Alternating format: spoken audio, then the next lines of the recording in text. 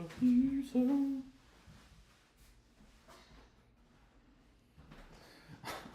Oh Lord, she coming. Let me mute my phone.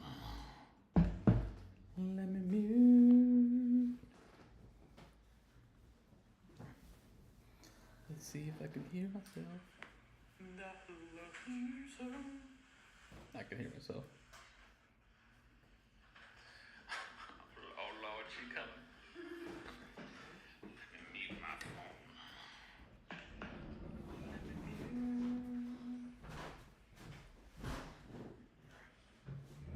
Let's see if I can hear myself. I can hear myself. Now it's double. Can you hear me?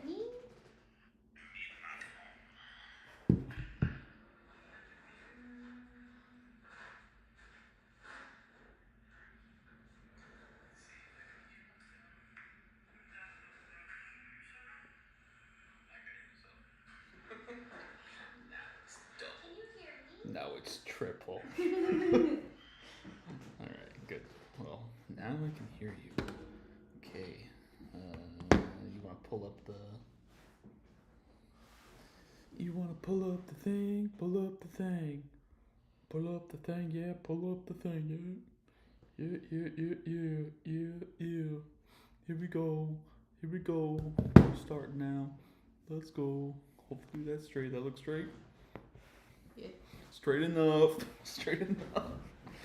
Hi, how's it going, everybody? Welcome back to Otakus on Air, where we usually talk about anime, but for the last couple weeks, we're talking about Invincible because why not? Spring. Taking over our lives. Hey, to be fair, I don't think anybody's talking about Mao. Yeah, that's definitely an us thing for sure. To be fair, I don't think anybody's still. I think some people are talking about daemons of the. Oh well, yeah, for of sure. the demon world. Full Metal Alchemist, of course. But I don't think really anybody's talking about like. There's like nothing else out right now. Yeah, well, we'll talk about Mao for you. Yes, this Sunday we're gonna be doing another live stream, but we're gonna be talking about all anime. We got all anime stuff. Yeah. We got literally have what do we got? We got Mao. We got Demons of the Demon Realm. Demons of the Shadow Realm. God, that's a dumb name. We got news. There's news. Dragon Ball news. Yeah. There's there's live action cyberpunk news. Yeah. Want to go over? I think that's kind of cool. We're finishing Free Run. Oh yeah, Free Run. Yes, this weekend will be a weekend of just watching things. Hopefully Sunday we'll just watch things. But for this episode, we are going to be talking all about the season 4 of Invincible. We'll talk about the finale. Maybe we'll talk a little bit about the whole season as a whole. But I mean, like, thank you guys for subscribing, by the way. Yeah. We're almost at 100. Yeah. Almost at 100 subscribers. So we started this in October of 2024. And then we did. Just a few of you like us. Yeah, and then we didn't do it for like 4 months, but we're back, and so thanks. Maybe we'll hit 100 within this next week. So without further of ado, we can start talking about Invincible season 4, episode 8. Your first reactions. What did you think about the finale? How did it stack up from the other finales?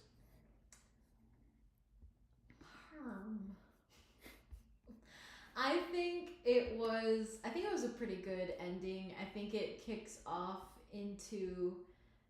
off at a good point that we'll be able to kick off into important things that happen next. I think the biggest takeaway for me was the representation of PTSD and anxiety and stuff like that we'll go into more detail later on. But I think that was one of the biggest things for me, because it pretty much happened throughout the whole episode. Like, yeah. I don't think it disappointed in showing gore. No. Like, while there wasn't any fighting or anything like that was going on within this episode, like it wasn't dramatic in that way. It was dramatic in representing what Mark was going through in his head. And I know you had stuff to talk about that. That was a difference in the show and the comic. Um, yeah. Oh yeah, I mean, like this whole episode was, I mean, it was sort of a mixture of the comic and what the show was going for. I think the biggest like difference was the continuation of Mark's like PTSD or like anxiety. Just throughout, I mean, like every 2 seconds he would like see something and it would just automatically trigger how he felt about like what could happen. Yeah.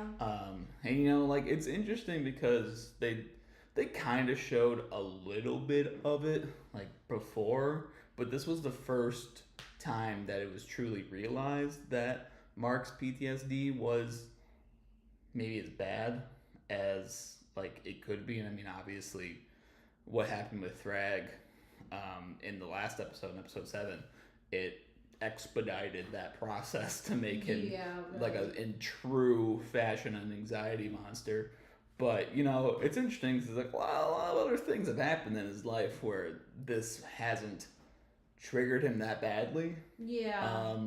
And I think it's just interesting that you have a whole episode dedicated to that because going forward, I mean, that's gonna have to be talked about. Like in following seasons, like how it affects him and how it affects his psyche. And I mean, because in the comic, not that he doesn't have mental challenges that he has to go through. It's just not as prevalent as it is in the show. And I think it's good how they went about showing this types of things. It's think about it this way. He's only like, I think he's like 20, 21, 21. I mean, he is so young and all these things have happened to him, and it's like it's kind of scary to think about how much is really on his shoulders, and not even including the fact that I mean, he could have been a father, and it's just like that's another thing that is added to it. It's just it's just a lot. Like I think about like Nolan, how the other Viltrumites really don't get affected that much by the actions that they do. I mean, like Nolan is now thinking about them, Right. and he's taking that next step to maybe fix whatever we want to say, fix those issues that he has. But like, he's not sitting there thinking about all the people that he killed, in Chicago. He's not thinking about all the Flaxons he killed during his however many months he was there. It's just it's different, and Mark being human, that's the biggest thing. I would be interested to see, because even like Oliver, who's not really human, he's not going to be impacted the same way. But it's like in his short time being alive, I mean, he's been almost torn in half. He was arm cut off, jaw broke. It's just a lot of bad things have happened to him. And you know what? I don't think it's gonna nearly impact him as much as it impacted Mark.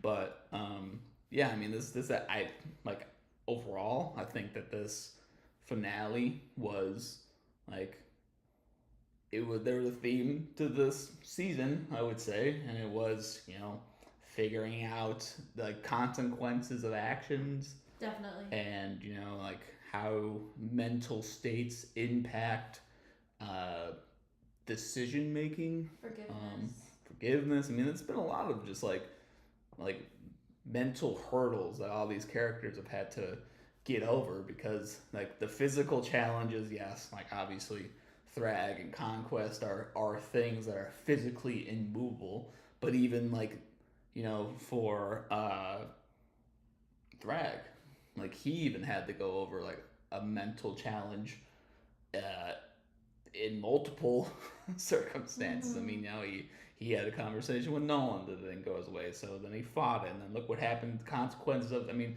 everything that led up to this moment was a consequence of Thrag's actions anyway. Right. But like, you know, his consequences of what he did literally in that moment, planet got blown up. He then decides to go to Earth, and then now he has to make the decision about, hey, should I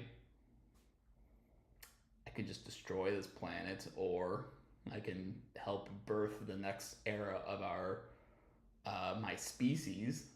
And you know, he doesn't have to tell Mark anything, but he chooses to. And I mean, you know, we'll talk about that either, you know, later on, or, you know, in this episode, or what we're talking about right now. But it's just lots of choices and lots of decisions. But this was, like, overall, I think that this season was just great. Just great. I think it was great. So that was kind of, we were actually gonna talk about all of these topics we will be covering. So if you're listening to this on the podcast, this is we will cut all this stuff into clips. So if you hear me say, hey, if you like this stuff, subscribe, do it. But also, it's just going to be part of the process how we cut clips and stuff. So if you stay. So yeah, stay. There's lots of topics that we have to talk about. So stay with us. It's just an editing thing. It makes it a lot easier for me to edit it in. So if you like that sort of topic and you like hearing us talk about Invincible, I mean, going forward, we're going to be doing a rewatch of Invincible. So we're going to be doing, you know, maybe not this week, but maybe that week after. Give you a break of Invincible. We all know you're tired of Invincible. But we're going to be going through each one of the seasons. We're going to go episode 1, season 1, have like a discussion like we've been doing every week with Invincible here, and we'll talk about something that goes on with it. And since we're 4 seasons in now, it's going to be a lot like we get to do the 2020 hindsight thing. Yeah, definitely. And see how certain things played out. And we can talk about discussions, how he would have handled it back then, sort of conversation. So tune in for that. But anyway, that was just housekeeping notes. So we did talk about Mark's PTSD. So I guess this is kind of a topic. Do you think that Mark, after the events of season 4, can just go back to being a regular hero? No. I think that it's going to reshape the way that he goes about being a hero. I think all of these experiences, they weigh too heavy on his mind, especially the beginning, the first problem of who deserves to die. You know, like how do I kill someone for the greater good? Like, I think that is going to be the biggest thing. And then now, knowing that the Viltrumites are among them, and having to take Thrag's word, and still having to, like, it's not going to go away. It's not going to go away. It's going to weigh, the way that Mark thinks about things, it's going to still weigh heavily on his mind. And I think the way that his relationship is with Eve now, knowing everything, that's going to change. And then the fact that his mom and Oliver aren't in the picture right now anymore, that he's, for the first time, this whole time, he is completely alone. Like, safe for Eve. But there are no other support systems to fall back on. Yes, Thrag. Dude, what the fuck is he gonna talk to about Thrag? Like, you know, what are they going to talk about? It's kind of funny though, like, for whatever reason my brain went to when they were having that final conversation. I was like, man, Thrag should like take him under his wing. They should like train. Immediately my brain. Dude, and then that's how you get the one universe where he becomes an overlord Viltrumite. Yeah, the one universe that he becomes an overlord Viltrumite. Yeah. I don't know why my brain went there for it. I was like, what? I was like, because he's such a mentor. yeah. He's such a father figure. Not. I don't know why I was like, man, they can get strong together. They can like train and learn new techniques. I don't know what Your the fuck. monkey brain was. Yeah, I don't know what the fuck. I was like, Thrag, just go to him and be like, come on, let's like hang out. I don't know why I was going. Come on, son. You've been looking at too much Kind Quest. Yeah, oh, for real. Okay, so yeah, I don't think Mark can go back. I mean, like, I know what happens. I've read the comic, but now the show has a tendency to, not in a good way, to change how things are interpreted.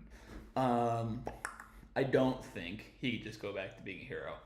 There was, like, in the comic during this episode, there were times he went and like fought some crime. He went and like stopped Cannon or Arm, whatever his name is. He fought Cannon Arm, and he fought the elephant, and he stopped some bad guys. So like he was out there doing hero shit. This he was like, I don't even want to go flying. There's just no way. You can just go back, put on, and it's kind of funny as this season has went on. It's like he's wearing this costume, and it just looks stupid. Not that the costume looks stupid, but it looks stupid on him because like he's just not that guy, you know. Like he's I get what you're saying. He's just like he's just Mark, you know what I mean? Like he's just Mark in a costume, and it's like. You know, not that he needs to go like fight people in like his sweater vest things that he likes wearing, or his Target sweaters that he likes to wear. He's not invincible. It's just he's just not invincible right now. Like he's just Mark Grayson. He's Nolan's son. I don't know how to explain it. Like, you know, it's just not a hero. So whenever he does put on the costume, I've had this like interpretation of him that it's just like I just can't see him as a hero anymore, you know. And that's something that I feel that like it's not just me either. And I see a lot of people online. I know online people are not the general audience, but it's just like I see a lot of people talking about how much they want hero Mark back, and you know I am one of those people too. But it's like the further and further we get on into the story. I mean, there is, and this is minor spoiler. But it's like there is a point where Mark says, I'm not a hero. And something happens later on where he goes like back in time. It's a whole thing. And he comes out of it and he makes a selfish decision and he's like, I'm just not a hero. But he's put into a situation where he is at his peak of what he believes heroism is and what it means to actually be a hero. So I kind of can't wait to get to that because I think that'll be the breath of fresh air that I think people want and yearn for in this like hero universe that we just haven't had. Because it's like I wouldn't doubt if next season's gonna be a lot of the Monster Girl and robot thing that's going on. I would think so. / it'll be Mark trying to figure out shit and talk with dinosaurs, and it'll be a whole thing.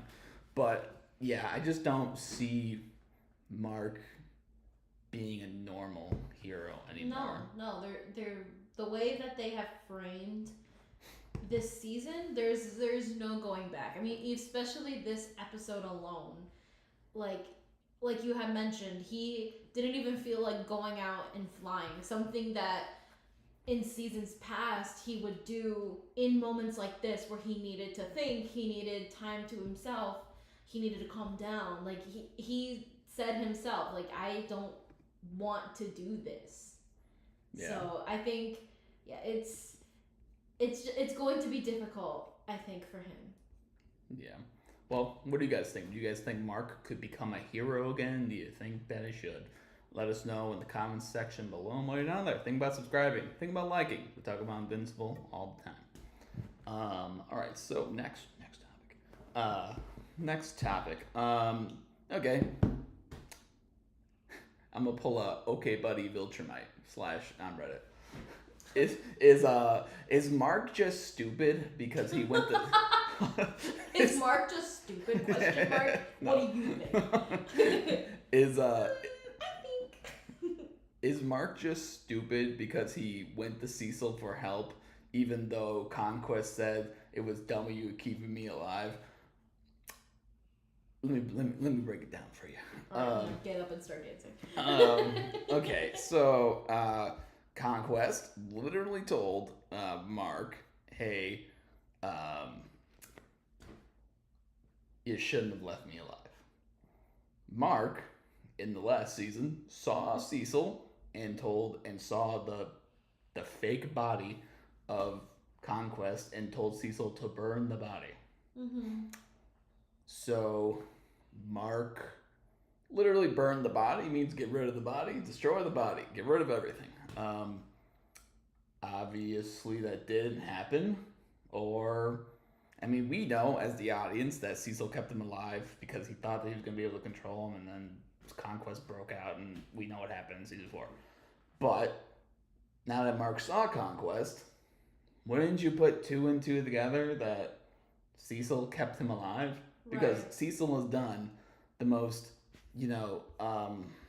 Cecil things ever. I mean, he kept all the Invincibles alive, and he showed Mark all the dead Invincibles that they were using. He showed them that. He saw that the reanimant, he's been using dead bodies of their enemies as weapons. So Yeah. it's not that hard, not that far to think that Cecil would try to keep Conquest alive to use him as an advantage. So my question again is Mark dumb? Is Mark just dumb for going to Cecil and being like, I need help?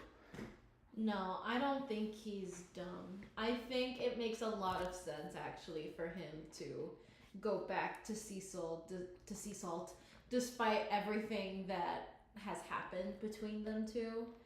Because, like, he's grown up with Cecil, like with his dad, Sort of. And then he worked with him, and he's experienced firsthand the way that Cecil, like the power that he has and the way that he can help him. So I think it's smart to proceed with caution with Cecil, which I don't doubt that Mark would do again because of their experiences together. But I don't think it's stupid. I think Cecil has a lot of power in this universe, and if there's anybody that can get Mark the help that he wants or support Mark in the way that he needs, it would be Cecil. I don't think you could trust anybody that's having a goo bath. Dude, that's like just me on a Saturday night. I don't think you could. Okay, so I'll take. That's me in the pool. Me playing mermaids. Take a zip in the pool. I'll take the me opposite. Being the evil mermaid. Yeah, that he is an evil mermaid. I'll take the opposite approach to this. Yeah, I think Mark's stupid.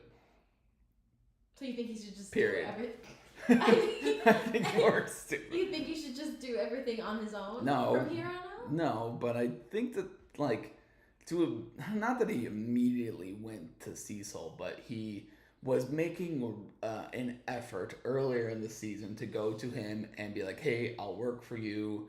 If the world needs help, I'll work with you. We'll be amicable about things."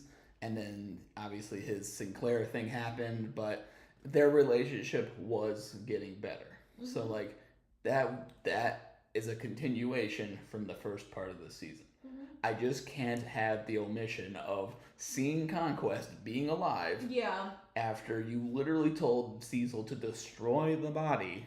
Yeah. And then go back to him and act as if nothing happened. I mean, like... Yeah, no, I agree with you there. Maybe I've seen so many memes where it's like... Why did you keep him No, alive? like... Yeah, no, but the whole thing of him being like... You'll never guess who I saw in space, Cecil. You'll never guess who I saw. I just think he's stupid. I think it's just stupid that he would do that. And I think it's just dumb. I know he has a ton of other things that he's thinking about. I know. And you know what? What's his name? Bobby. We call him fucking Bobby so many times. But can't remember his name either. Whatever his name is. Cecil's henchman, the dude who looks like Bobby Hill. I Think literally it's can't. Bobby. I literally can't remember his name either. But we think he's Bobby Hill. What's his I name? know. I don't remember his name either. But starts with a D. Donald. Donald. Boom. We got it. Yeah, Donald. Like Donald's a nice guy. Donald is the. Donald is a nice guy. Donald is the greatest guy. He literally went to Mark's house and was like, "Hey, how's it going?" Like, so that's how that interaction with Cecil even started. I also found it funny when Mark, not that this was funny, but Mark having his PTSD thing going on in Cecil's office, and then Cecil was like, "Donald, come here." Like, what is Donald gonna Yeah, do? what the fuck They're is like, Donald "Donald, gonna come do?" here," so we could stare at him together. Like, what Donald like ran into the room? Like, what is Donald gonna do? Drag him. Like, Give him some help, Donald. give him some help, Donald. Like, it's just there's nothing he can do. But yeah, I don't know. I just think that it's just an omission, and maybe the creators didn't want to leave like a giant hole of like them not talking to finish the season. Yeah. So that way next season when he starts getting like clarity, he'll ask about what happened. There's just a lot of stuff that happened that Yeah, no, like that. I think it was definitely an act of desperation. Like you have nowhere else. You feel like you have nowhere else to go to. yeah. I do agree with you that I think that there does need to be a conversation between them because he told him to do something, which is something that they've like been on his ass about too. Like, well, you need to kill people. Like, you know what I mean? Yeah. Like, you need to know when to kill people and when to not. Well, let's play it out. Okay? You be. Who do you want to be? You want to be Mark or do you want to be You Cecil? want to rope? Yeah. Let's do it. Okay, you be. Who do you want to be? I'll be Mark. Okay. Hey, it's me, Cecil. Hi, Cecil. Okay, get to the yes. Guess who I saw in space today? Oh man, who? Remember the guy I said to burn? Yeah, that crazy how he was. Wow, what happened? He almost killed me. Oh, again? He tore my insides out by hand. Did you get him? Barely. Okay. And scene. All right. Well, what I think would happen is that I don't think Mark would be as happy No. to have a conversation. Course, I mean, there's just of course he wouldn't. there's just I don't know. I just don't think it probably is. I don't think there's a universe in which Mark would just simply be like forget about what happened with Conquest. Absolutely not. You know, No. like it's just I just don't think like. And what's gonna happen? What my prediction is that he's gonna talk with a therapist. He's gonna start getting clear mind, and him and Cecil are working together, and everything's going great. And then like he's gonna like meet him in a dark room and be like, no. Even Mark are having dinner at Burger Mart, and then Eve's like, man, so like you killed the other guy again, right?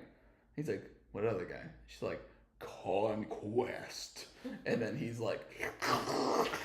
he like is a sleeper agent. And Yeah, it activates in his mind, and he just, and then he ends up, then we see Cecil in the bath, and Mark, like, why didn't I kill you? no, Mark blasts into his bath. The goo's pouring everywhere. He slides out like he slides out like a naked crab. And then all gooey and stuff. All gooey. And then Mark's like, hey, did you burn the body? To which Cecil will finally be like, gulp. Mark, take it easy. Take it easy, Hold Mark. on, take it easy, Mark. Take it easy. Donald's like, sir, should I blast him? And Donald's holding the fucking towel and like the little Yeah, like, sir, should I come back? It's like there's just no way. I just that somehow, some way, it's gonna happen next season. I mean, there's just no Like, dude. Yeah, no, definitely. They're going to have the way that they set it up, they're going to have a conversation. They have to. They have to have a conversation And about it in the next season. and let's go further with it. Like, how can you can never trust Cecil. You can never, like, maybe Cecil's the government. Yeah. And like, he has the ability to be a nice guy. He can be a nice guy. We've witnessed him do nice things for people, and we've witnessed him try to help humanity. Yes. And how he handles helping humanity is at any cost. To him and Thetis were best friends. Like, they imagine them having a conversation. But his innate ability to just fuck over Mark at any fucking cost or at any point is just, it's insane. And I understand going to Cecil again as a continuation of like where their relationship was going in the beginning, but it's just like, man, I don't know, if a dude killed me for 6 months, took me off the playing field, and I woke up and I was scared that my family was dead. Mm-hmm. And like, I understand what just happened could be a little distracting from the last near-death experience you just had. Like a second ago, we had to go back 2 near-death experiences to get to that one. But it's like, I don't know. Do you have anything else on it? No. Do you think Mark should trust Cecil again? Are you kind of confused or annoyed that they didn't have a conversation? Let us know in the comment section below. And while you're down there, leave a like and subscribe. We talk about Invincible all the time. Okay. We knew it was going to happen. We knew it was going to happen. We didn't know when. We didn't know how. We didn't expect it to be off screen. But it happened. Let's talk about the Paul in the room. Yeah, but it happened. Debbie and Paul broke up. Did you like how it was portrayed? This is when I would like to have a sound button thing, and you say that Debbie and Paul broke up. I would have played the boo button. Yeah.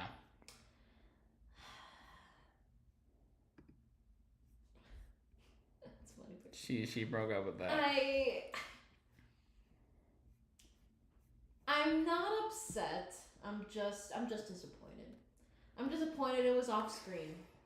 I would have liked to have seen how that conversation went, because based on the brief snippet that we get, I can't tell who broke up with who. I would assume Paul, just based off of what he was saying. That maybe I'll take that back. I can't really tell who did. Because mutual. Yeah, maybe mutual. That Paul alludes to the fact that he's like, your life is so much bigger than mine. Like, you are involved in such bigger things, because. Well, hold on, before you like go super into that. Hey, if you like this content and you like Invincible stuff, think about subscribing, because we talk about Invincible stuff all the time. Yeah, gotcha. Okay, keep going. Anyway. I don't know, like, I lost my train of thought. But like, it makes me, it's like your friends, like, like your friends are going through something and you're like, damn. Like, you're just like, you're sad, but you're not a part of it, Like, I feel sad for Paul, because like their relationship seemed really, really good for that, Paul. Really, really good for Debbie, and I'm sure that in light of these things, I think it taught them both a lot. And I think Paul's a great guy even though they broke up, like, he's still very respectful to her and her family. They're still friends. Like, he's like, I know Mark's identity. I know all of this stuff. And he's still, like, he's just chill, you know, like he's still there to support her. That's a good friendship to have bloomed out of that. It's bittersweet. I think it's very bittersweet, and I wish to have heard that conversation because I really like the way that the show writes Debbie's dialogue. I like the way they make her speak. Like she speaks very like eloquently. Yeah. Like she has a way in which she says things, and I think Sandra Oh's deliverance of those lines makes it even better. So I would have loved to hear what that conversation would have been like.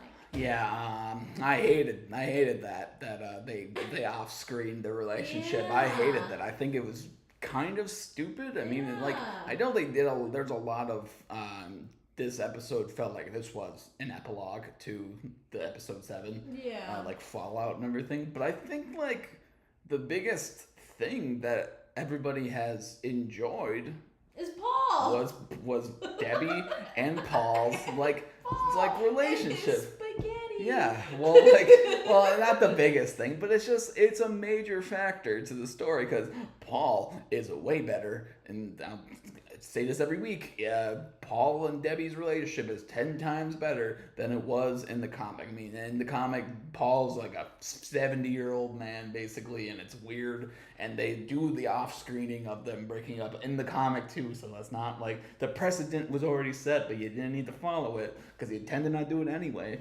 But like, I think it's so okay. How I would have done it is, I think you just sit like you literally have Paul. And maybe they didn't want to make Paul seem like a bad guy, but it's like maybe you sit down and be like, "Hey," or Paul sits Debbie down. It's literally a conversation of him being like, "Hey, I know you love our life. I know you love these things, but I don't feel connected to you because you have something that's missing in your life, and I can't fulfill it." Mm-hmm. And I think that's a grown-up conversation to have. And I think that's a great conversation to have with Debbie because how much she's trying to fill her life with things and how she has accomplished that. And I think it makes sense for Paul's character then, and that's how you still keep them as friends too. You still keep every other scene that happens with them in the show in this last episode. But you just add that part with them being, and I don't know if it would be a weird like how you're continuing the sequence of events happening like time wise. I think it would have been maybe a little jarring to like show back in time to then just zoom back to the future. Yeah. And maybe they couldn't show that. That's probably what the issue was. But like, let's just say in a hypothetical sense, I think that having that conversation with Paul being like, I don't think I can fulfill your thing, and Debbie agreeing, and then maybe even making it be a point, and maybe you don't want to like handhold your audience, but being like, hey, since Nolan came back, a couple months ago and took the kids, and it's you've been not great, and I get it. Your kids are gone. You saw your ex. It's weird. It's a killer. But like we were gonna move in with each other. We didn't. You're living in the house by yourself. I just can't help you. And like you're not letting me in. And you know what I'm saying? Like there's so many ways to show that like her own journey like isn't over, and that it's not just like, yeah, we broke up with Paul a couple months ago and now we're getting in the ship to go see Oliver. And it's like, the Nolan didn't like, do anything there, but in that moment. But it's still like, if you're a comic reader or even if you're just a TV watcher, it's like you kind of figured that they were gonna get back together eventually. It felt like they were gonna get back together. Yes, I understand. I know that it happens a lot differently in the comics. I know it happens a lot faster. Like, correct me if I'm wrong, but at this point in the comics, they're already back together, right? Yeah, they immediately got back together. Yeah, so like I completely, it makes sense, and I think that the way in which they're doing it in the show makes a lot more sense. Yeah. Like I think it's a lot more realistic. I think it's a lot more adult. Yeah. The way in which they're going about it, like they're showing the raw emotions of dealing with this type of stuff. And I think that not only does that show a lot better for TV, but I think that shows a lot better from, I don't know, like an emotional perspective. Like it makes more sense. It doesn't make sense to just like, yeah, you know, I'm from a genocidal race, and then I came here and I tried to Yeah. take over your planet, and then I killed like over 200 people, but like I miss my wife. Yeah. to which she's like, oh, thank God. Yeah, I mean, you know, like that doesn't make any sense. It's terrible. The comic, it's not great what they do with Debbie's situation, but I do think that in a world of like, you know, superheroes and, you know, bad guys and genocidal crazies, it's like Paul and it was normal. Yeah, and maybe this is just I know. and maybe this is just this is the funeral of Paul. This is the last time that we'll see him. Probably honestly the last time we'll ever see Paul, because they showed his name, this voice actor's name in the episode, and like, not that that's like the end for you, but like it's probably his last time being on the show. Let's be honest, we're not gonna see Paul again. So miss you, Paul. Miss you, Paul. Miss your spaghetti. I hope you find a great wife, because you deserve it, Paul. He was such a nice guy. I think for that moment of her life, Debbie needed normalcy. I think he served that purpose very well. I'm interested to see how they're going to play Debbie and Nolan getting back together in this next season for sure, especially because of the enemies to lovers slow burn they have going on. Like I'm interested to see kind of how the differences are. Well, I mean, let's get into it. We could talk about it. We could combine these two things. Do you think that Nolan did enough to garner some sort of redemption with Debbie throughout everything that's played out, whether it was talking with her, whether it was with Oliver, with Mark, defending the universe, doing everything for people that he'll never probably see, all in an attempt to redeem himself for thousands of years, however old he is, 1,000 years of torture, I guess, and like Viltrumite brainwashing, because let's be honest, that's kind of what it is. Do you think that there's a redemption thing there for him? I think it means something that Debbie decided she would go with him and go to see Oliver. Like I think that shows self-assurance and confidence and some trust that Nolan has been doing what he said that he's been doing. That like it hurt him that happened to Oliver, that he put him in the best place that he thinks that he should be in. He was going to be going back there. He wasn't going to be leaving him alone. I think that means something, that she is agreeing to be millions of miles away from the safety of her home, to be locked in another world that she has never been in, to even go further than that, to be locked in a fucking spaceship in the middle of nowhere with them. Yeah, like I think that means something. I will say I do think that these next parts will be crucial in their, how she feels and like in their relationship. I think that there are still things that they need to hash out. I think that's how I feel about it. I think that he's on the right track though. And I think that shows in the fact that Debbie decided to go with him. I have a criticism and I have praise. My criticism is I did not like when he zoomed in front of her while they were having their conversation in season 4, episode 8. He zoomed in front of her and was like, "You need to give me some respect." Didn't like that either. Didn't like that either. That was very old him. Yeah, was not a fan of that. But the praise I will give him is that, maybe devil's advocate of this, she has been just, rightfully so, just saying that you're a piece of pile of garbage and I hate you and like shut up, don't want to hear what you have to say. I think because she respects her son, Mark, and obviously Oliver, um, and that Mark and Oliver both, well, at least Mark did, is like, hey, he's trying, hey, he's maybe not the best person, but like he's making an effort, question mark. I think Nolan does have, so not the right to do something like that, but I think if you're gonna fight for something, sometimes you do gotta put up the fight for it. Right. And not like he hit her. It's not like he did anything. He zoomed in front of her and he said, "Hey, I'm trying to change here. I'm trying to show you that I'm changing, and I'm trying to do this." And he did kind of break her down the wall a little bit there, because she was thinking about the things that he's been doing, and I think that that's the part that makes sense. I didn't like the action of him actually doing that, because like low key terrifying. Yeah. Yeah. No kidding. And so I was like, oh, whoa. But I think that it was good that he was able to get that out there, because I think that conversation needed to happen.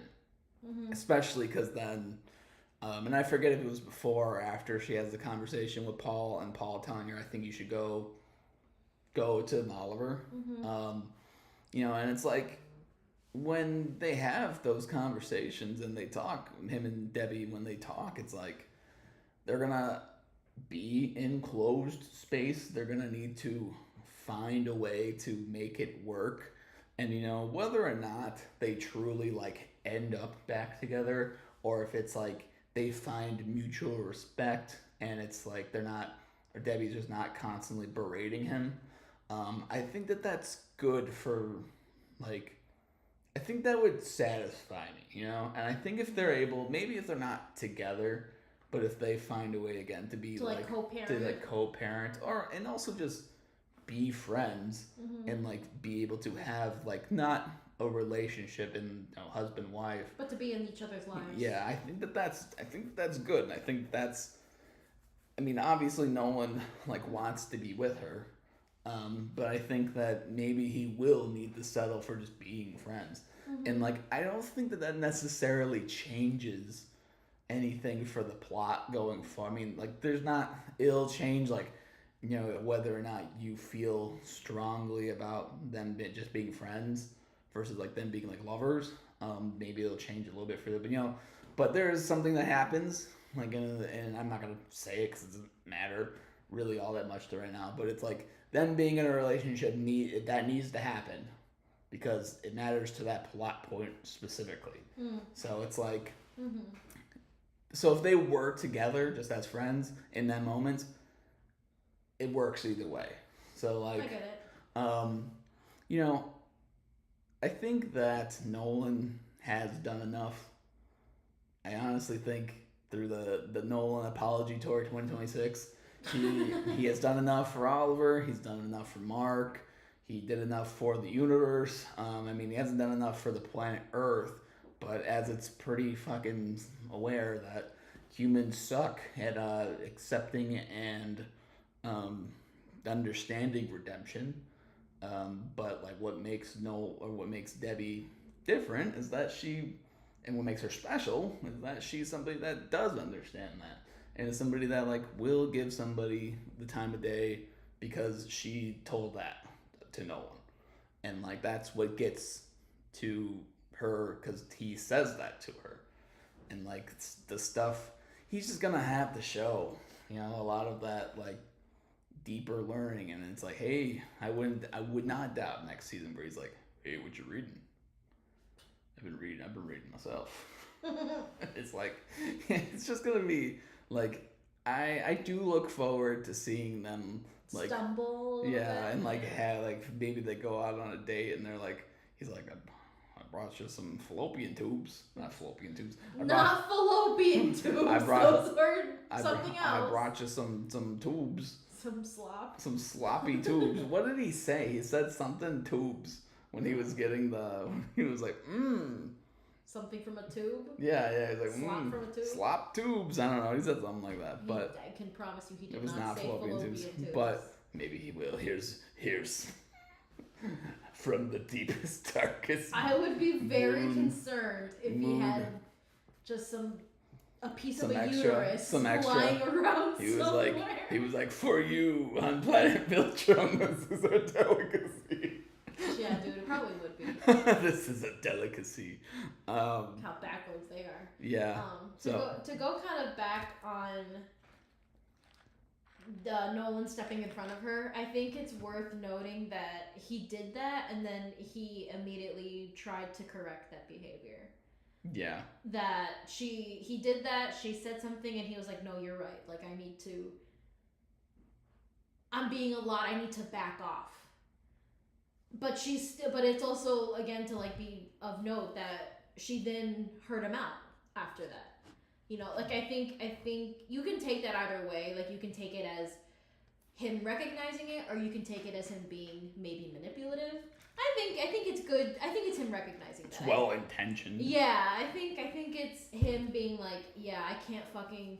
I'm frustrated that this isn't going the way I want, but I need to recognize that going about it this way isn't going to be healthy.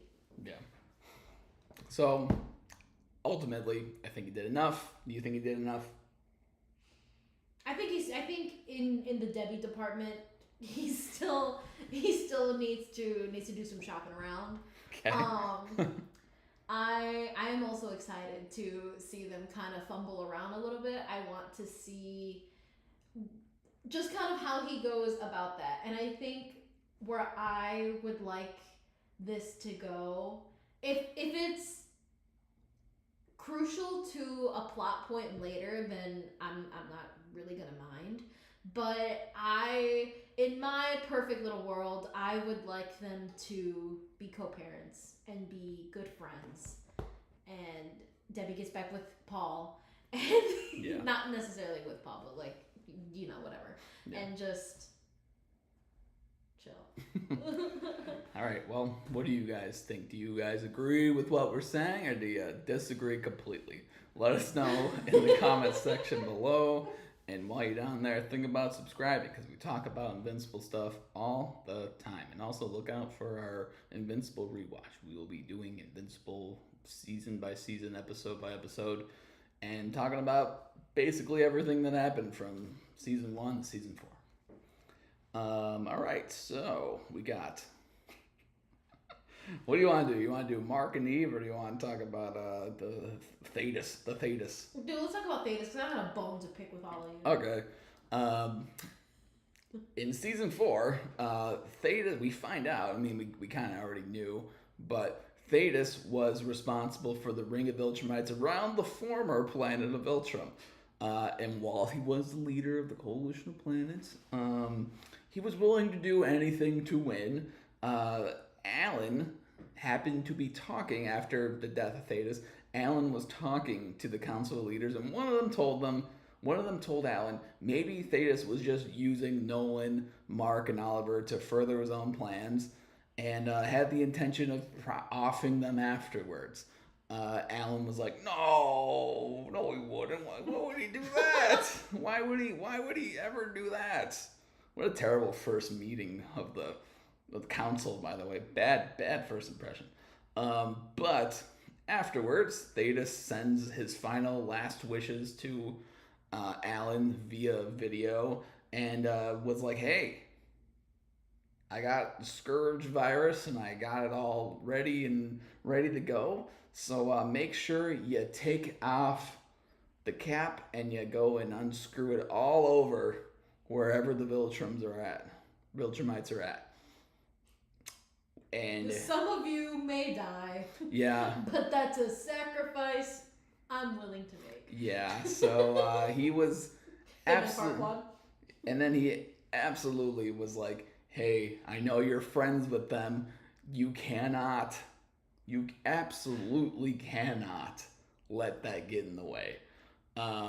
So with all that being said, oh, also the caveat here is that the scourge virus could also affect any humans because they're mixing the DNA, and he made it specifically to impact the DNA of mixed Viltrumites, and was like, all right, good luck, Alan. I know you'll make the right choice. Click. So, how do you feel about Thetis after finding that out? But before you answer that question, Right, of course. before you answer that, what we do Invincible stuff all the time. So if you like Invincible talk and you like how I set that up, think about subscribing. Think about liking the video. We talk about Invincible stuff all the time. So now you can answer the question: how do you feel about Thetis finding out that he? How do you feel about Alan finding out that Thetis was just as bad as I guess the guy that killed more than half of his race really was? I mean, I guess granted, Viltrumites bad.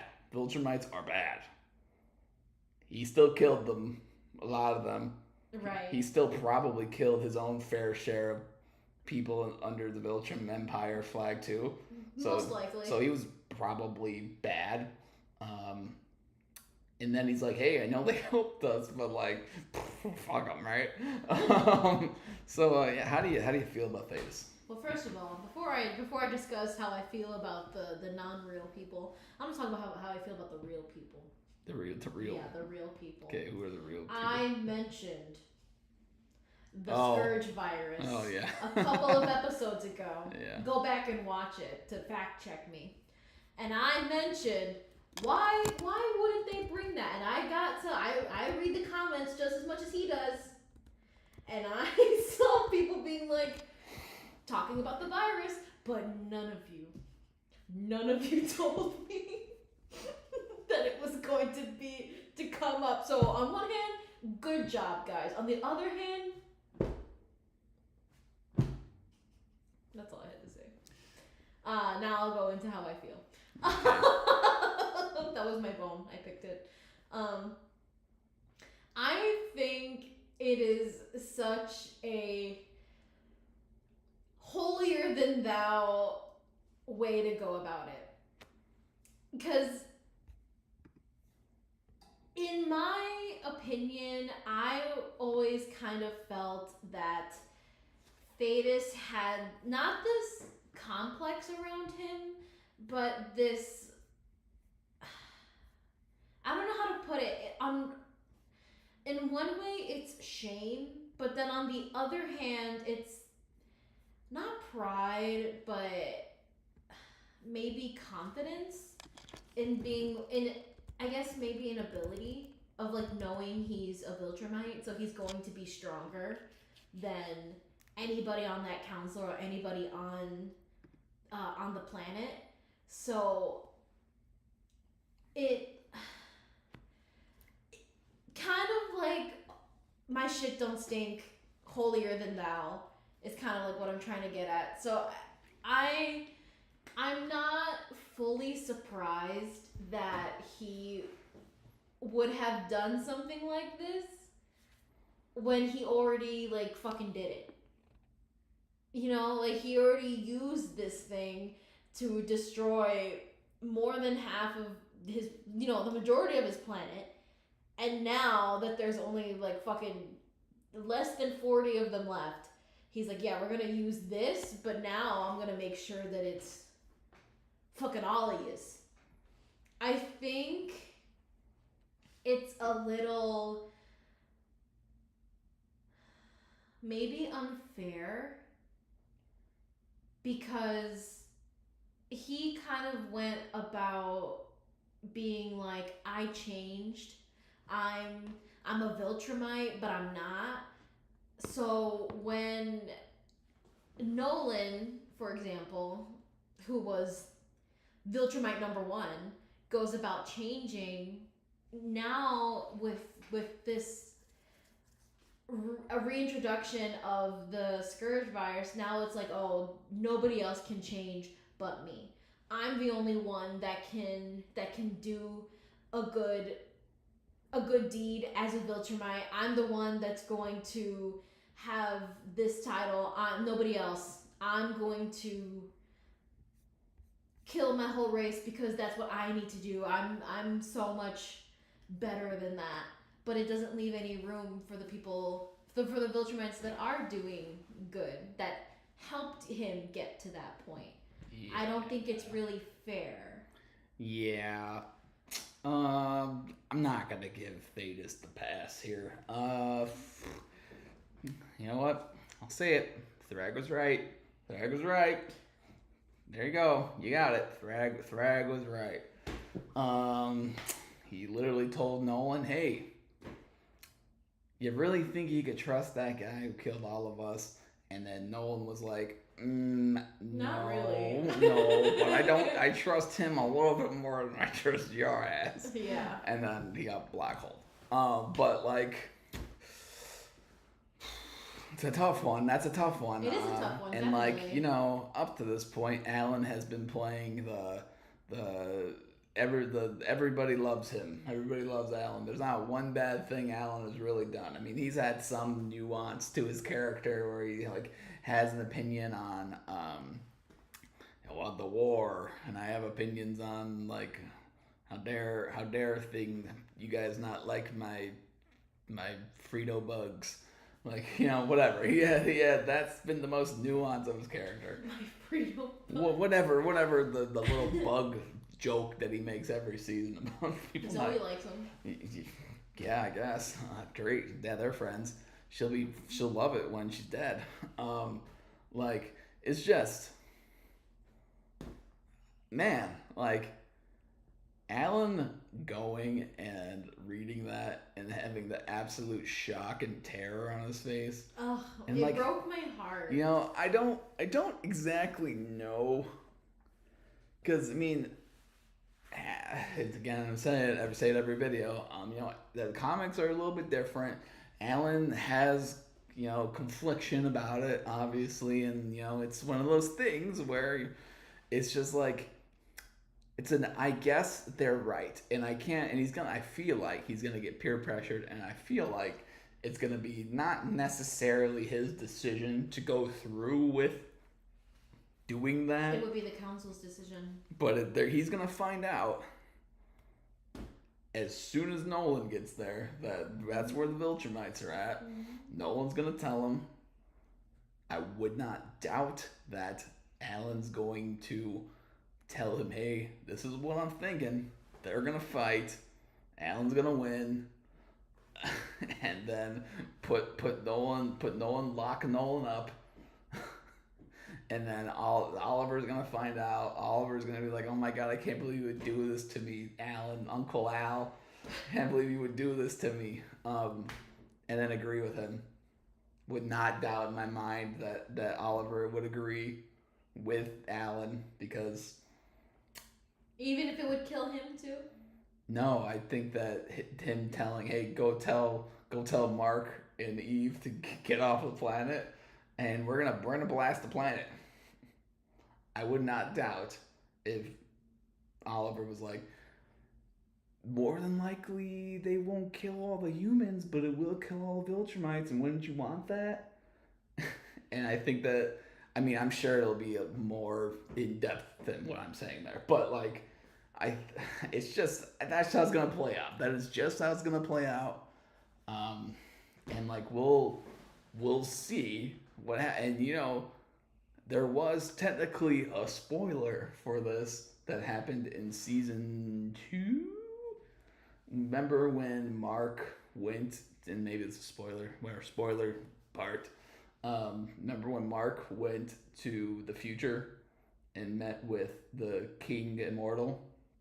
Yes. And then Immortal was like, "You look so small." Oh, yeah. And then that we didn't know at that time what the Scourge virus was. Yeah. So we can only assume, because it's canon in that universe, that it could presume that it would happen in this universe. Mm-hmm. So like, you know, that's just what I think So will you- happen. So you think Earth is gonna get nerfed?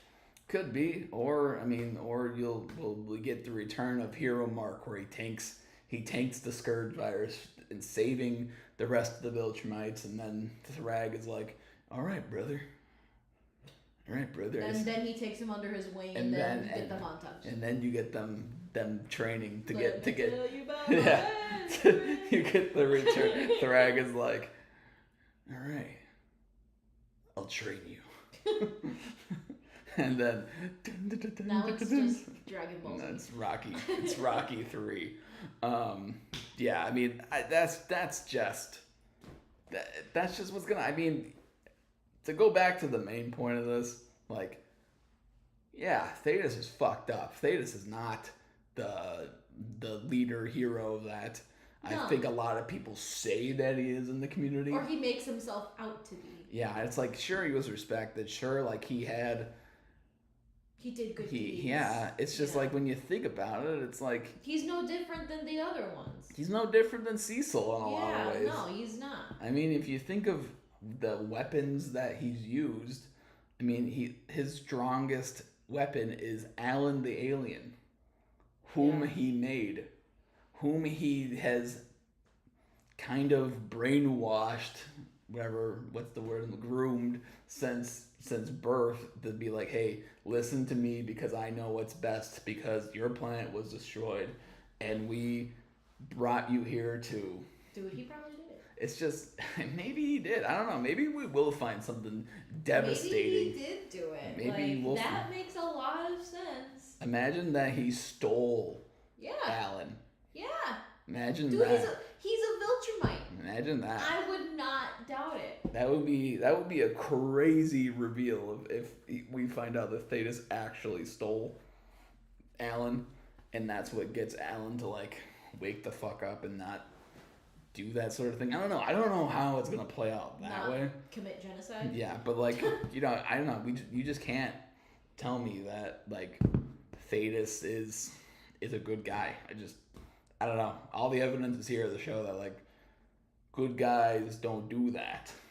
Good guys aren't like, yeah, Mark and Oliver, good kids, kill them. Like, yeah, like unbelievable. Good guys don't allow children into their war and then decide that they're not worthy of being alive because of something they had no control over. Yeah, unbelievable. But what do you guys think? Do you guys think differently about Thetis after finding out that he's like, hey, Alan, kill them for me. Kill them now.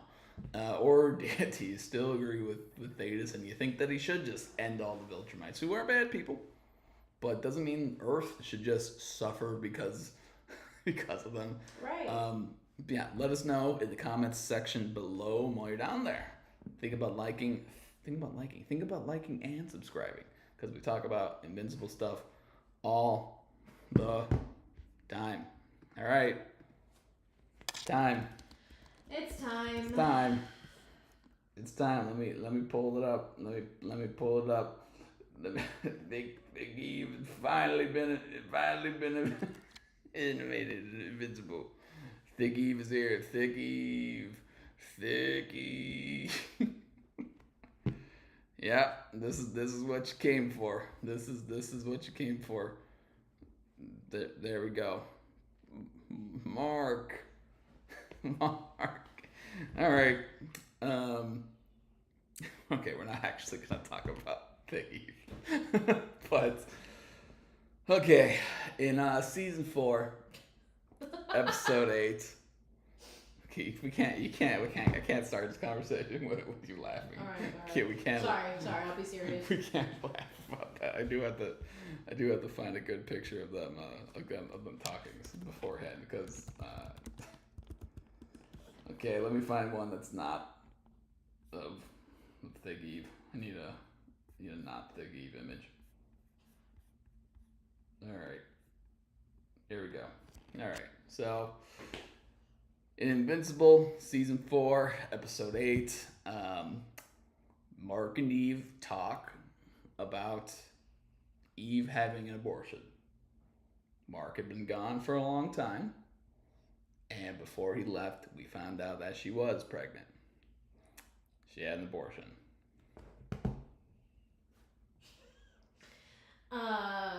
We kind of wanted to preface our talk by stating that anybody can have their beliefs about abortion. We have our own beliefs, we have our own stances, and our conversation will be based off of our beliefs, but that isn't to in any means say that we are correct or that if people disagree with us that they are incorrect or that their beliefs are wrong. Um, I will also say though that while you can have your own beliefs, you don't necessarily have to impose them on anybody. I think what we are trying to do here is have a healthy dialogue about the very heavy things that these unreal characters discuss. Yeah. And we will be coming at it from one way. That's it. Yeah. I'm gonna try not to be like, hey, was Eve having an abortion right or wrong? I'm gonna try not to do that. That's incorrect. That's not right or wrong. It's bigger than right or wrong. It's not just because there is no right or wrong answer in what things do. Because if you feel that it's right, great. If you feel that it's wrong, fine. Who cares? Like, it's just, I personally, they're two not real characters. At the end of the day, they are drawings. They are drawings. They're animated characters. It is a real topic, and it is a topic that happened in this show, so that's why we're talking about things that people go through. Yeah, so, like, I think how the just talking about the conversation, and, like, I feel that it was arguably the most real conversation in terms of, like, how the emotion was felt. I agree with that. Because, like, you know, I wonder if they'll show it in this, and I'm not going to play the clip, but, well, you won't hear anything in the clip. Oh, yeah, you will. Let me mute that. So, like, right here, you see him thinking about it. It looks like he sees the tears. He was about to say something, but she's explaining right now what had happened in, like, you know, her getting the abortion. And he's sitting there and he's thinking about saying something. He realizes it himself. Yeah, and he looks like he's about to say something there, but he's like, I shouldn't say anything. It's like, and that's such a real, like, right, this part right here, him, like, looking away, and, like, he kind of looks, like, mad a little bit, right? And then he just shakes his head because it's like, dude, it's not even worth it. It's not even worth, even if he did have an opinion on it, that is exactly, I understood that 1,010% of, like, even if you have an opinion on something, it's like, it's not even worth it. It's not that it's not worth it, like, if you said it, it's just like, what am I even thinking saying that? And then it goes into him being upset that he wasn't there for her, and then he cries. And it's like, that right there is just, like, that is the best thing that he could have done in that scenario. That is the best, and that is the most human emotion I think you could have, like, got out of an animated figure. Because, like, it is so real. It is so real. And you could see his thoughts, and you could see him disagreeing with himself, putting it back down, because how Mark is out of him to put his own feelings aside and stuff them back in just to, like, accommodate others.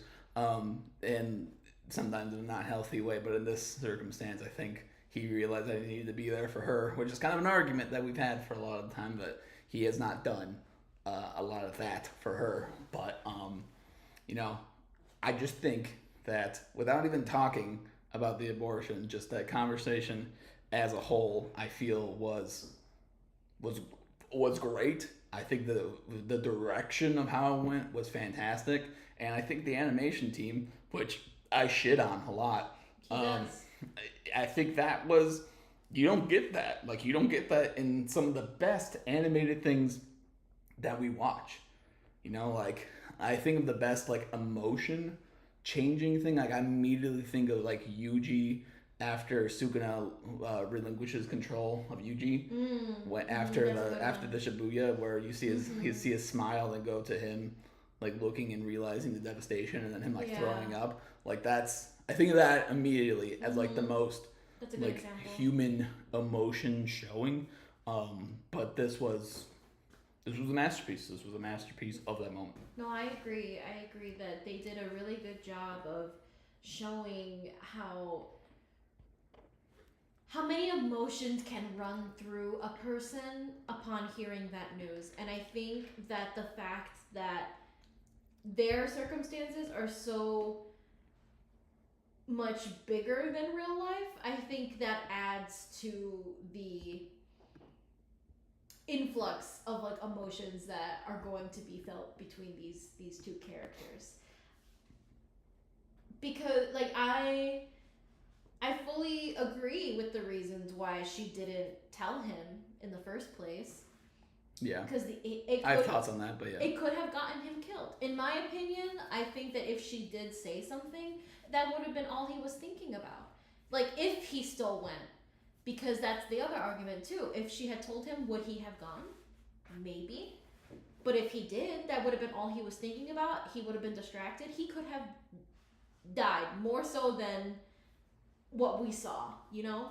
yeah. Uh, and yeah, I think it was such a nice heartfelt moment between these two characters, and I think it really showed the strength in them as characters and in a relationship. I think it shows how far they both have grown in like emotional maturity. So it was very refreshing, I think, to see. Yeah, I mean, like, they're. I'll just talk about from a reading the comments online, and that's always a fun thing to do. Of course. Um, Always. you know, I saw somebody write a comment that they said Eve used to be my favorite character, and now she's not because she got an abortion. Why wouldn't she have told Mark? And we did a video talking about what if she did tell Mark. I'll try and find it. I'll try and link it. But in that conversation, we were talking about, yeah, I think he would have fought harder, and I do think he would have went still, but I think it would have been more of a heroic thing for him to Mm-hmm. like do, and I think it would have been a changing sort of motivator in a Mm-hmm. way. You know, that's just my opinion how I think it would have went. But you know, like really thinking about it, maybe not because he has shown that he didn't want to leave Eve's side during the Invincible Mm-hmm. War. He has shown an innate ability to crawl back into the shell when things get really hard. Yeah, he really does tend to kind of, what's the word, Turtle. like implode on himself. Yeah. So you know, like maybe he wouldn't have went, but I think he would have went. I mean, Yeah. the narrative needed him to go. Yeah. But like, you know, I don't really look at. First off, not that I don't really think that Eve is this deep of a character anyway. I never really sat there and was like constantly thinking about what Eve's going through. Like, yeah, she does have some characteristics that are like interesting, I guess, but all of them are really based on how Mark is doing and when Mark like her character is what Mark's doing. Mm-hmm. She was a foil, not even a foil. She's just like just a side piece to like what Mark's main characterism. And like so that's how I already think about her. So the fact that like she has an abortion and she does these things to the main character, yeah, I feel for Mark. I feel for them because I have empathy and I'm like, "Damn, that sucks that that's what had to happen because Mark wasn't going to be there." Mm-hmm. Now, I think I wrote them down. I had some like reasons why. Uh she's like 19. I know people have kids at all ages, but they weren't trying to have a child. No, and it's so hard looking at it from a realistic standpoint. It is so hard to raise a child on your own, and looking at Eve's home life, like her parents. 6 months ago in the universe, she killed like a whole, or not killed, but a whole families of people were destroyed because she didn't go to school, because she didn't figure out how to put atoms together on a building, and then the building collapsed, or a floor collapsed in the building, and then that forced her to go to school. She made a decision, a rash decision, to go and try and fix things that she had no idea about. It did that recently because guess what? She's like 18, and you're stupid when you're young. You're dumb. Yeah, and her parents, I think it's safe to say they aren't the super best. So who's going to say like what would have happened if she came out with it that she was pregnant? Like a lot of families, especially families in like teen pregnancies, they could have kicked her out. They could have said, "Okay, well, you're an adult. We're not going to support you." Yeah. Like there's so many things that could have happened. She probably would have went to Debbie, and I think Debbie would have been perfectly fine 100%. with But like helping her. It's still hard. Part of it. Yeah, it's hard. I don't think you would want to, it's just, let's just say that she didn't have Debbie. It's like, then it's her parents and like William, who's at college. And it's like, it's just not the best scenario to be raising a kid. And it's not like this is the fight for abortion, fight against abortion. I'm just saying that, like, under the circumstances, the father could be dead. Yeah, she had no idea. There's a lot of uncertainties in this situation. Like I was saying about how is she going to even go about raising it? Like who's going to support her if she did? She doesn't even know if Mark is going to come back alive. Yeah. So they're like, who would want to have a child with in right. those circumstances? In my example of talking about her making a rash decision to like build somebody's home and then it crashed and people got hurt, maybe died. I really don't remember what exactly happened, but this could be seen as another example of, whether you want to think about it or not, this was a decision that she made by herself, that she didn't like say anything to like anybody, and like that's her choice. She made that choice, and whether or not you want to think that it's rash because she's made rash decisions in the past, that's all we know about this fake fictional character, that is what she's done. But it's also that she learns from her mistakes, and that she has a mind of her own, that she's an intelligent person, and that like she decided to like change and make herself more educated for this thing. And I think that in that decision to go and do something like that, it wasn't just based off of like, hey, one day I'm gonna go and do this because like I love doing this. Nobody loves doing abortions. Nobody. No, but seriously though, like people who are like anti-abortion are like, they think that people who have abortions love it, and it's like nobody loves abortions. That's what I was going to say in you saying that this could be it could be viewed as another rash decision she's made.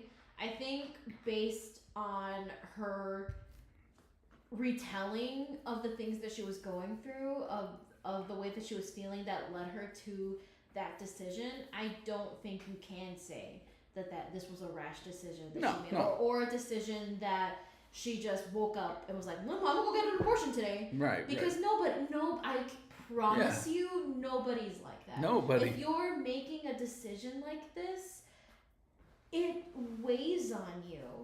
Like, this is a decision that you sit down for days, for weeks thinking of, well, not weeks, because you have a time frame, but you sit down for a while and you contemplate every single possible scenario.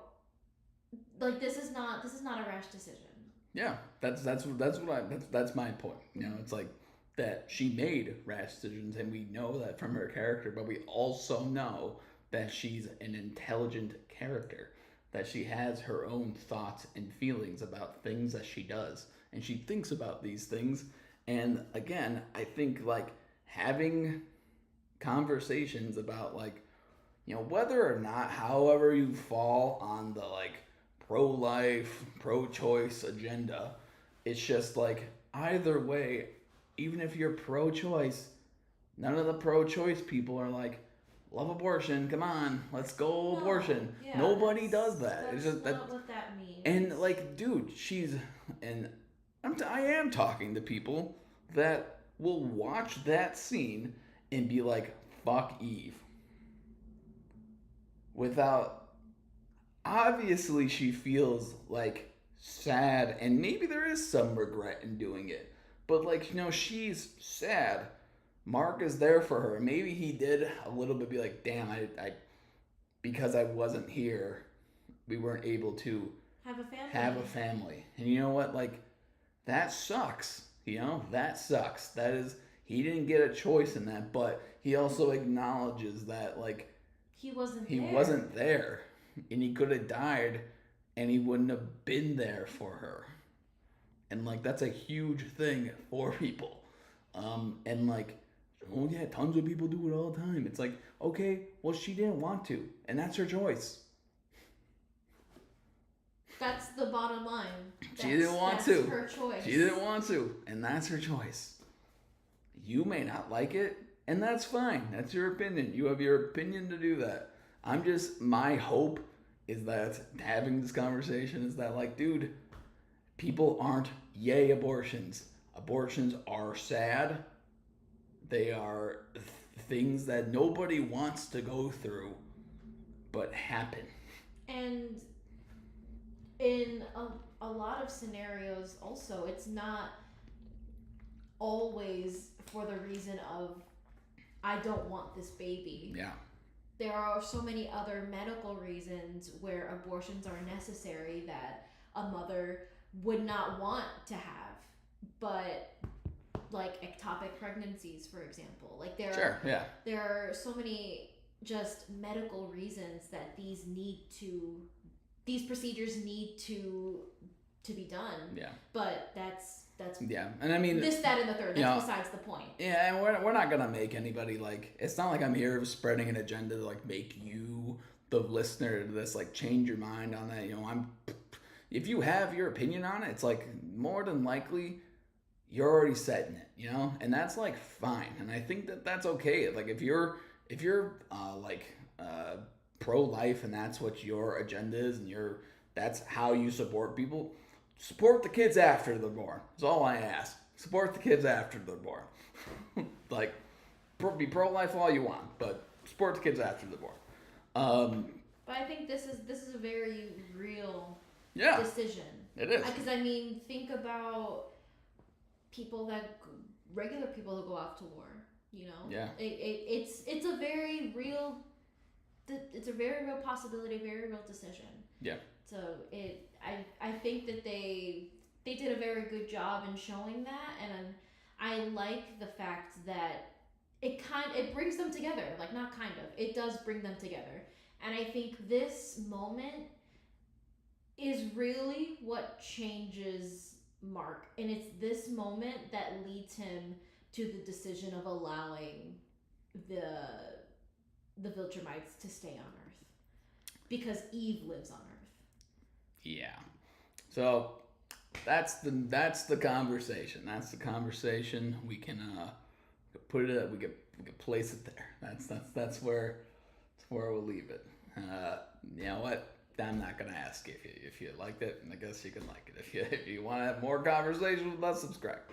We do talk about Invincible. We don't talk about this topic all the time. No. It's just what happened in the show, and we gotta talk about it. So. I guess subscribe. All right. Let's see here. You want to do it? I love that part of Invincible. Yeah. Me too.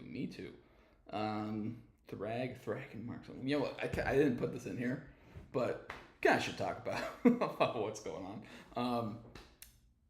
So in the season finale of Invincible season 4, Cecil and I forget what his name is, but the scientist dude are like opening portals. Sinclair are trying to find Robot and Monster Girl, and they're just opening up portals and just hoping for the best.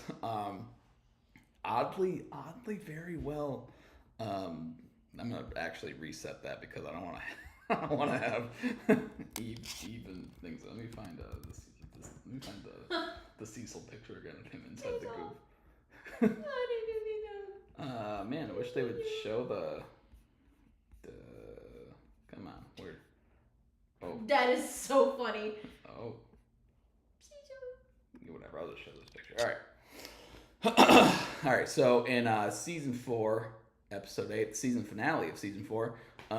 Cecil, Sinclair are opening up portals to try and find Robot and Monster Girl. And what was oddly one of the most... Why did they choose the last episode? I guess because no action happens. This is like the most beautifully animated episode. It just looked great, but in this episode, or in this moment, Cecil's like opening. We talk about the Cecil moments in this with him. But he's opening up portals. They're trying to find Monster Girl and Robot. Yes. This is the part where, Cecil, great. Go down Cecil. Cecil's like, we have to find them. We should look for them. Let's open up portals. We don't know what we're doing, but we're hoping for the best. Can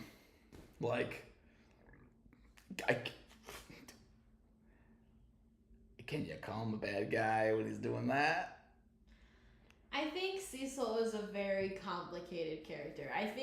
Honestly, I think Cecil represents the government very well. In my opinion. I think that there are things that the government... I'm not speaking on any specific administration. I'm just speaking about government. I think that there are things that governments do that are good, and there are things that governments do that are not so good, either in their best interest or thinking that it is in the greater good's best interest. Yeah. And I think that Cecil is a very good embodiment of that, because every decision he makes is based on either of those decisions. It's either on his self-interest, i.e. leaving Conquest alive, or it's in the greater good's best interest, i.e. leaving Conquest alive. Yeah. Or i.e. having Sinclair work in a government facility, continuing his experiments. Let's just be honest here. He's trying to get Robot back because Robot and Monster Girl are one of his greatest assets. Exactly. You probably want him back. And would you argue that the government would want to do the same thing? Yeah.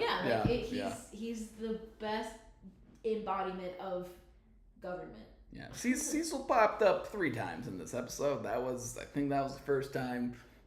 Second time he's actually talking with Nolan.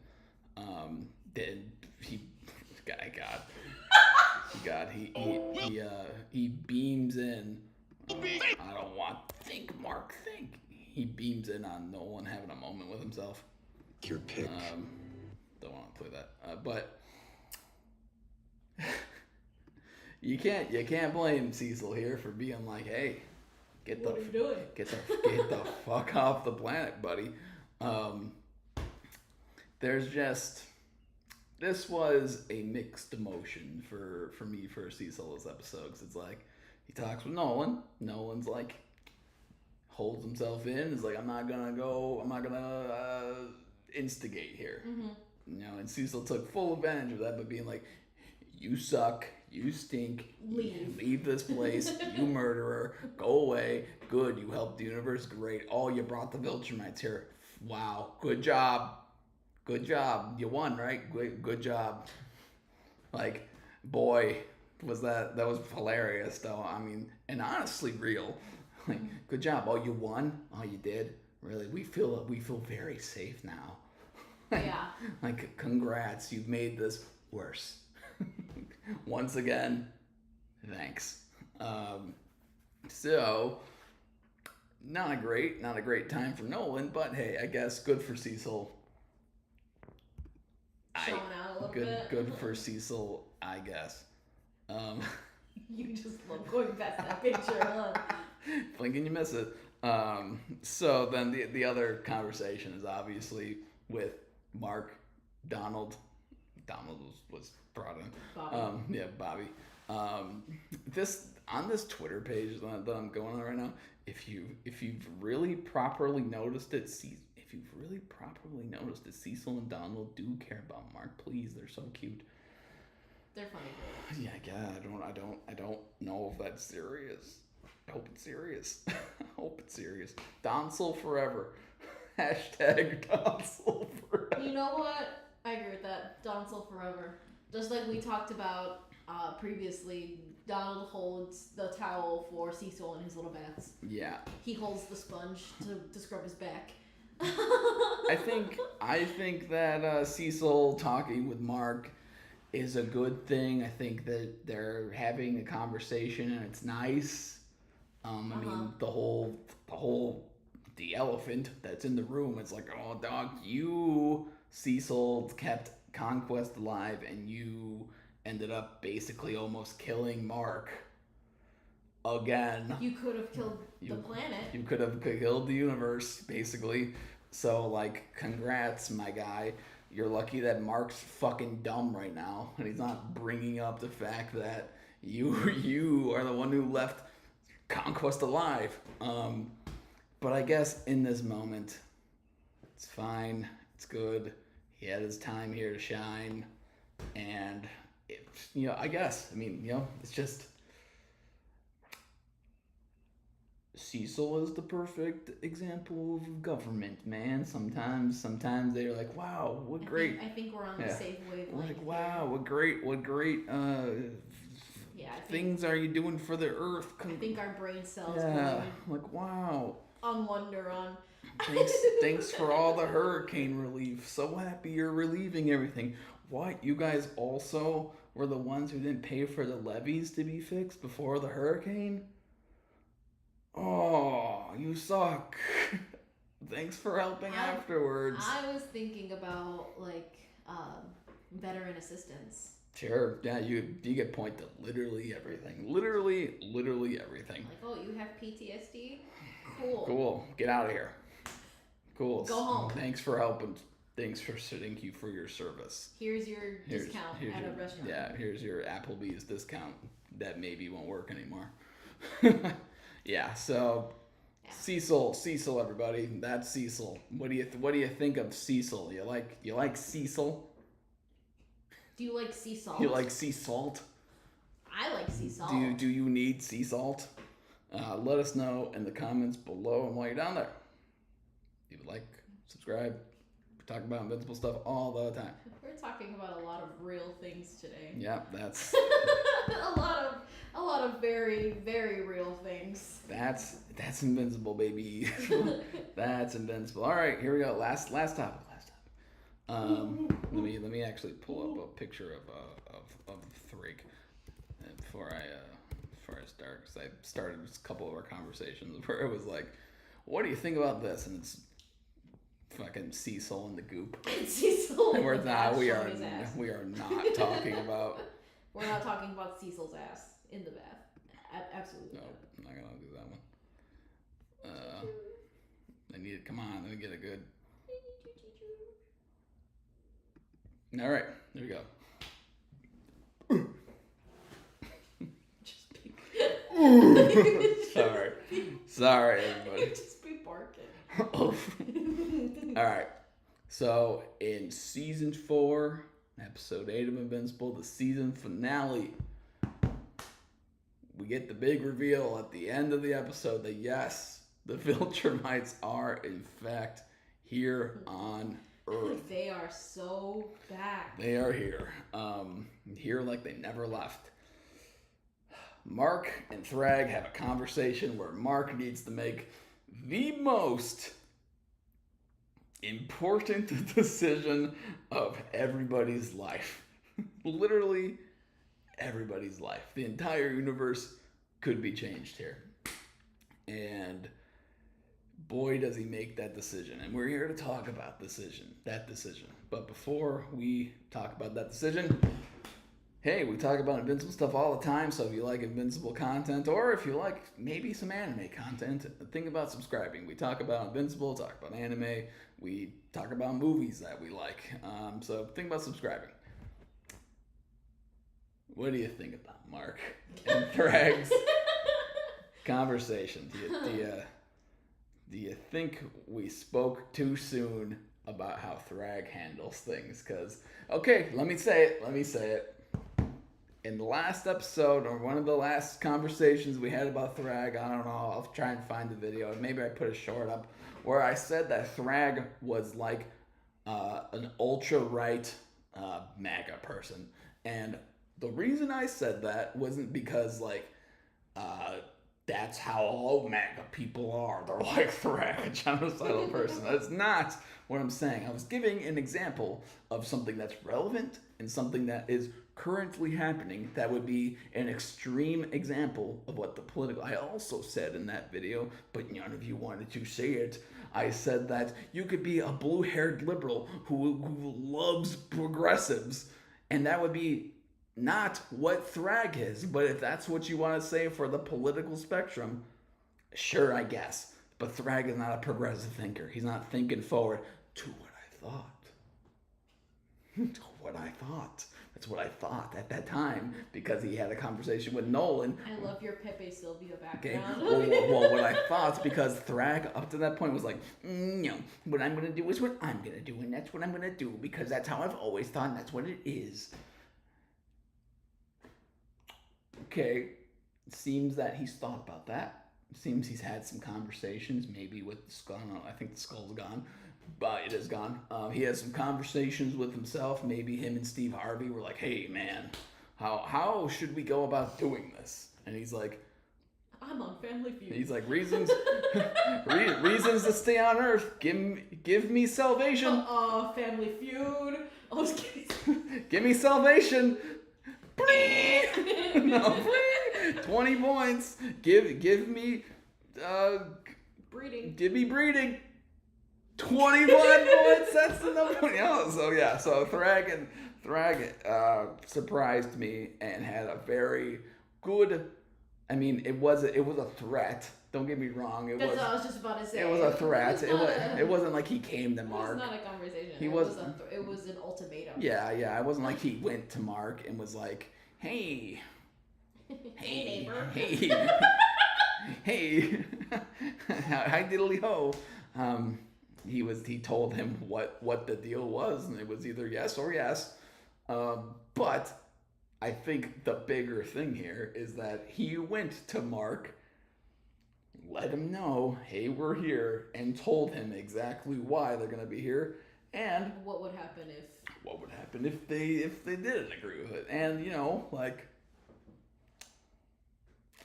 I think that's still how a bad person would think. Are you talking yourself out of your statement? I wouldn't call Thrag ultra right. And I'm just talking about American politics.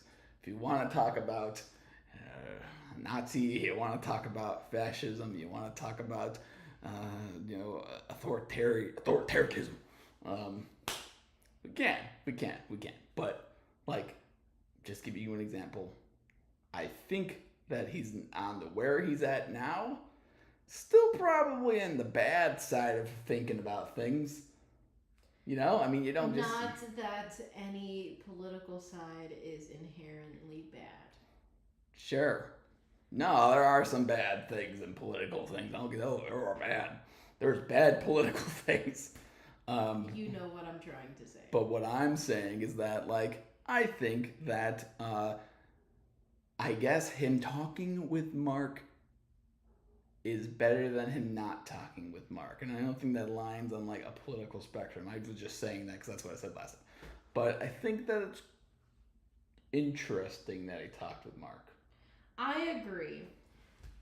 The thing that I kept thinking about upon our first watch of this scene was, Why is it falling on Mark?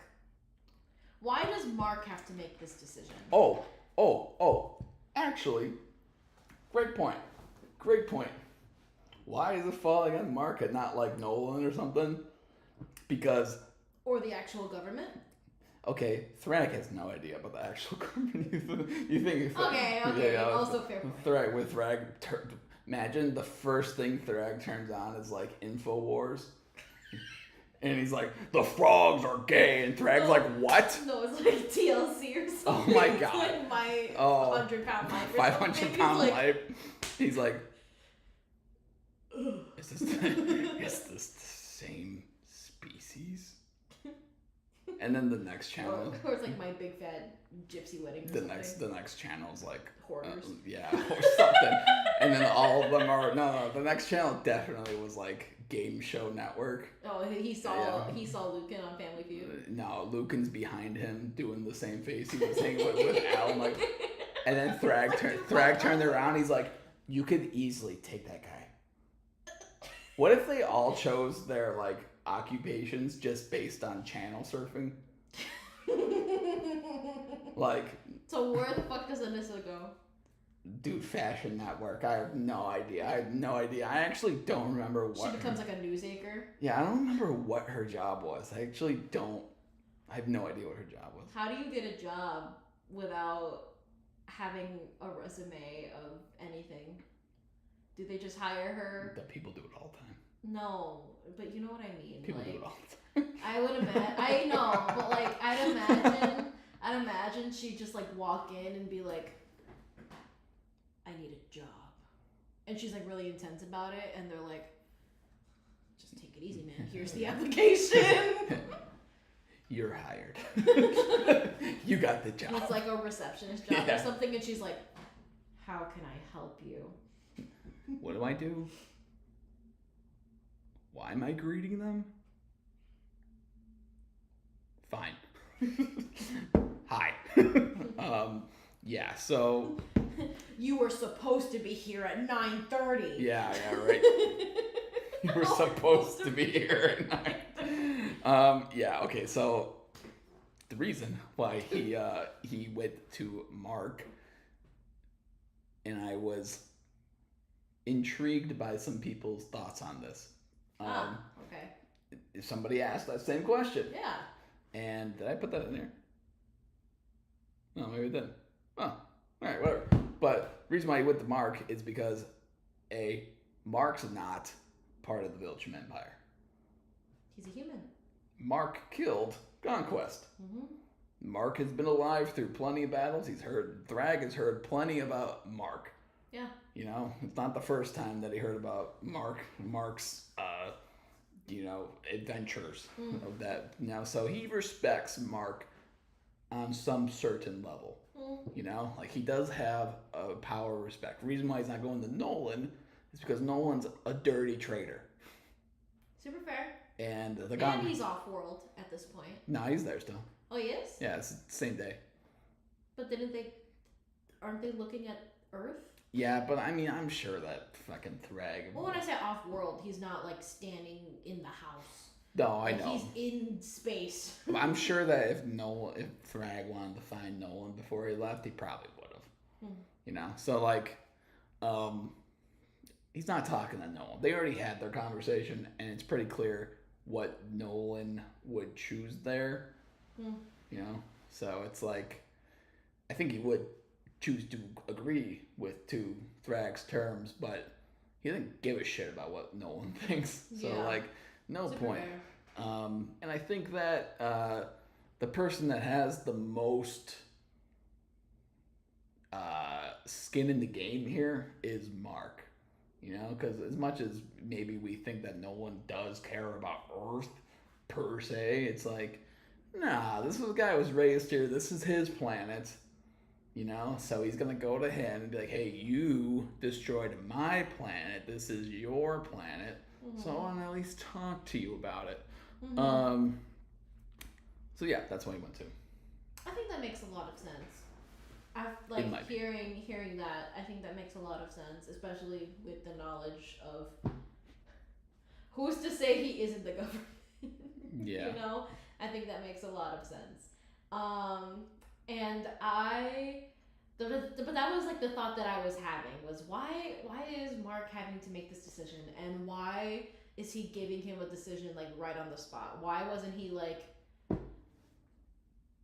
I'm gonna go talk to Sea Salt, or I'm gonna go talk to Mr. President and the person in power, at least in the country that you're in.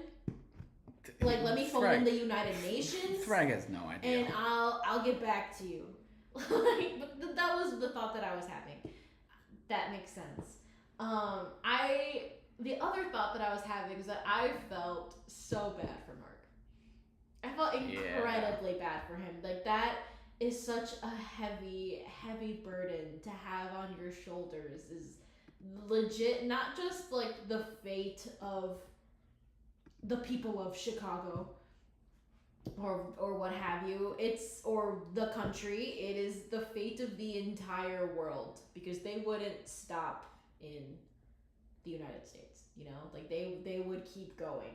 Yeah. So it's the fate of billions of people on this barely 21 year old's shoulders. Like, that's a lot to handle. And one of the main takeaways I had in this scene was, and this is a decision that I really, really enjoyed. I don't know if it's displayed or portrayed in the comics at all. They did a vast span of all of the little PTSD terrors that he went through throughout the episode, and then they stop on a beautiful shot of Eve. And that is, again, that's such a beautiful show us, don't tell us of what is going through his head right now. He's like, if I say, like, I don't want them here, if I say no, this is what's going to happen. But suddenly I see my partner's face, my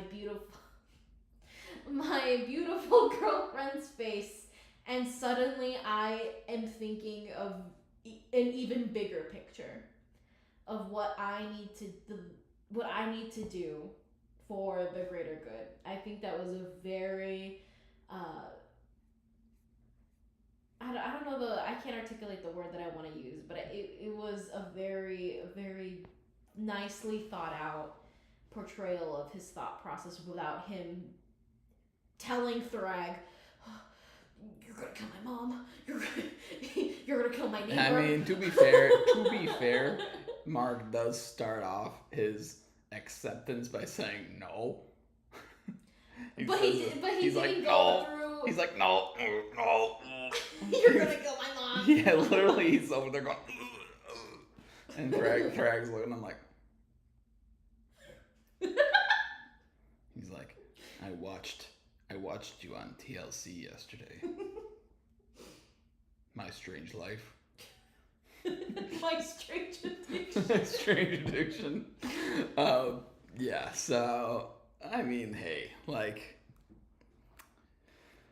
I think that Mark having a mental break and then finally seeing Eve and using Eve as like his anchor to like pull him into, you know, how he decides things. Mm-hmm. You know, good to have an anchor, good to do those things, good to do that sort of stuff. And like, obviously he's going through it, so his mental state's not great.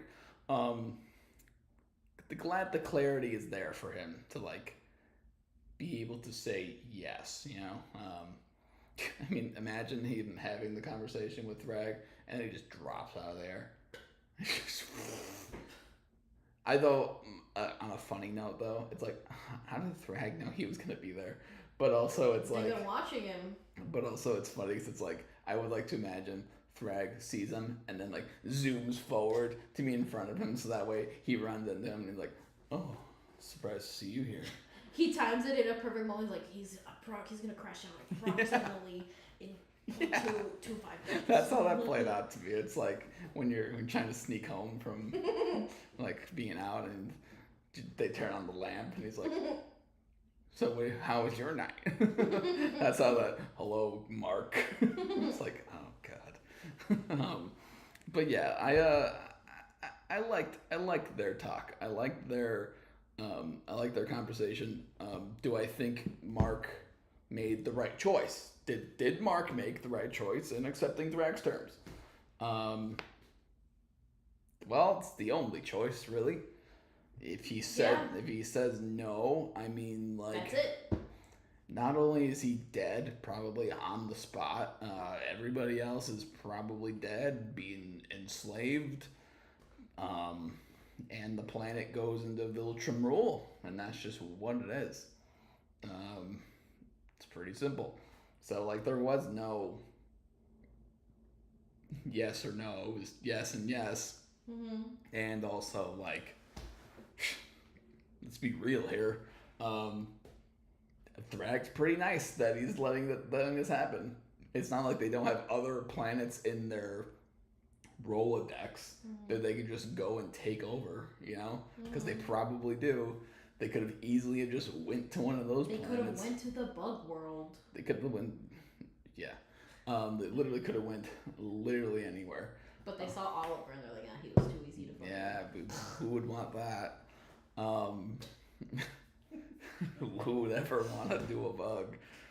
Beats me. Beats me. Yeah, it's just this is the start of the start of the friendship. Yeah, the start of next season. Thrag's gonna be like sitting in some like nice little cabin. He's gonna be sipping his tea. I thought you were gonna say that he like is sitting in a cubicle doing accounting. No. He ain't working. He's building his own log cabin out somewhere for sure. But you hear a knock at the door. Thrag gets up, opens the door. It's a Immortal. Immortal's like, "Hey, friend, how's it going?" And then they sit down. They're playing chess. And then Immortal's like, "You're not a bad guy, Thrag. You're not a bad guy." And then Invincible shows up, and Invincible's like, "Hey, friends," and they all hug, and that's how the story of Invincible ends. I knew it. That's what I thought was going to happen. That's how it ends. Season 5, episode 1, the end. That's all it is. That's the episode. It's an hour-long special. That's the episode. That's how Thrag turned good. Just like Kind Quest. Thrag, more like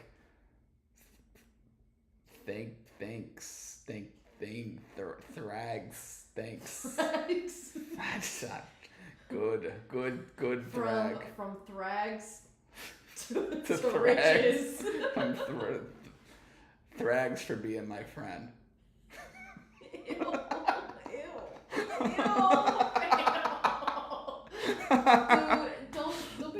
don't be bringing my man Mr. Rogers into this. Thrags for being my friend, Mark. And then Mark's like, "Don't call me Mark. Call me."